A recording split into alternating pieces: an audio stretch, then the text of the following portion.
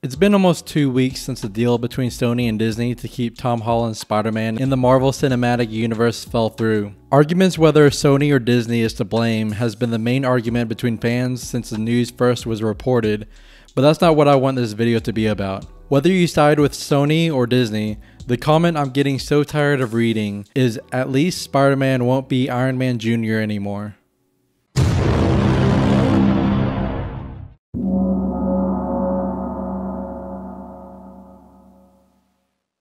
Okay, first of all, if you're one of the people saying this, did you not watch Far From Home?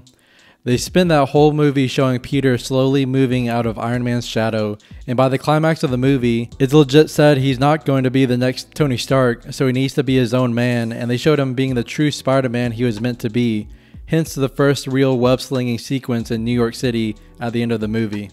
People need to realize that the MCU Peter is in a very different situation than Tobey Maguire's and Andrew Garfield's. The MCU Peter was 14 years old the first time he showed up in Civil War, and even by Far From Home, he's still only 16.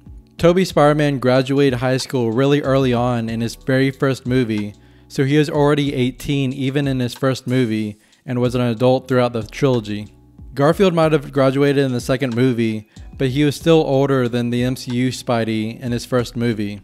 Adding to Tom Holland's Spider-Man's young age, he also lives in a world where other superheroes exist, and the Avengers are bona fide celebrities who, of course, anyone 14 years old would look up to and idolize.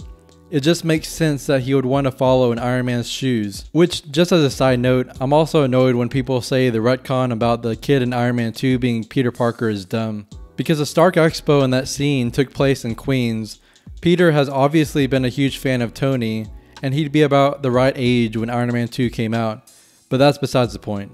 And people complain how much influence Tony's tech has on the MCU Spider-Man, and I'll even admit at times I wish it was dialed a little bit back. But let's think about it. Once Tony recruits Peter onto his team in Civil War and sees that he needs a serious equipment upgrade, they even mention that Peter is a dumpster diver. You're a dumpster diver. Yeah, I was... Anyway, look, It wouldn't make sense for him to not give the suit high-tech capabilities. I mean, this is Tony Stark we're talking about. And then once he quickly comes to realize that he views Peter as his son and protege, it wouldn't make sense for him to just leave him to be poor and not give him the best of the best. I mean, he does for the rest of the Avengers, why not to the one he views as his son? Oh, actually, he's the boss. I just pay for everything and design everything and make everyone look cooler. People also need to realize that Spider-Man's been in the MCU for only 3 years now. To put it into perspective, 2 to 3 years is how long sequels usually take to come out. And in that time, we've seen this version of Peter Parker go from a naive kid who's doing his hardest to be noticed by Tony and the Avengers, to fighting one of the most powerful beings in the universe, Thanos, to being dusted away, to being brought back to life and handling the most powerful weapon in the universe, the Infinity Gauntlet, to losing Tony, the man who he idolized and looked up to. Imagine finally meeting your biggest childhood idol and actually bonding into a strong father-son relationship with them, but then having to see them die shortly after.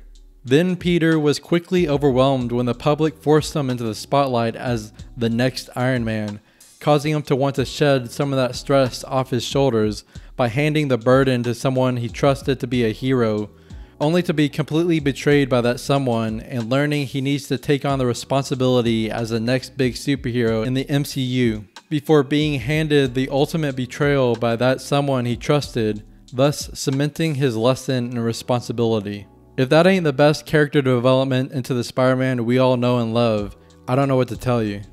The way I see it, Homecoming was about Peter trying to prove that he can be a hero, while Far From Home was about Peter learning that he needs to be the hero. I just hope Sony has learned from their past mistakes and we get to see this Spider-Man properly move on after learning all these huge life lessons. I have my doubts, but I'll try to be hopeful. It just baffles me that people are so nostalgic that they can't see good story and character writing when they see it. And don't get me wrong, I don't think the MCU Spider-Man movies are flawless movies, and Tobey's movies are still some of my favorite superhero movies of all time, but I mean, come on, stop being blinded by it. Everybody always prides Spider-Man as being one of the most relatable superheroes ever, yet the MCU gives them an extremely realistic take on how a 14 to 16-year-old would be in these situations and even still have him grow into a man by age 16, and they say it's terrible. Alright guys, thank you so much for watching this video.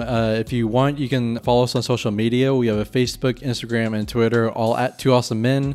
We also have a podcast where we talk about movie news, movie trailers, and anything about movies. It's called the Awesome Padron Podcast. I'll put the link in the description. And if you want to watch some of our other video essays on our channel, I'll put a link to the other ones that we have in the description as well. And as always, thank you so much for watching, and you will see us later.